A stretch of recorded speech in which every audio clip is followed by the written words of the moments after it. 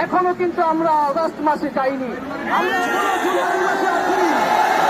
এই জুলাই হত্যাকাণ্ডের ফয়সালা করেই আমরা অগাস্টে যাব। আপনারা প্রিয় দেশবাসী এবং ছাত্র জনতা সকলেই জানেন, কোটা সংস্কারের দাবিতে এবং মেধাভিত্তিক সমাজ গঠনের অভিপ্রায়ে আমরা বাংলাদেশের ছাত্র তরুণরা আমরা বৈষম্য বিরোধী ছাত্র আন্দোলনের ব্যানারে সারা বাংলাদেশে শান্তিপূর্ণ আন্দোলন গড়ে তুলেছিলাম। আমাদের ন্যায্য এবং যৌক্তিক আন্দোলনে আপনারা দেখেছেন কিভাবে এই ঢাকা বিশ্ববিদ্যালয়ে আমাদের বোনদেরকে ছাত্রলীগের হায়নারা পিটিয়েছে, নির্মমভাবে হামলা করেছে।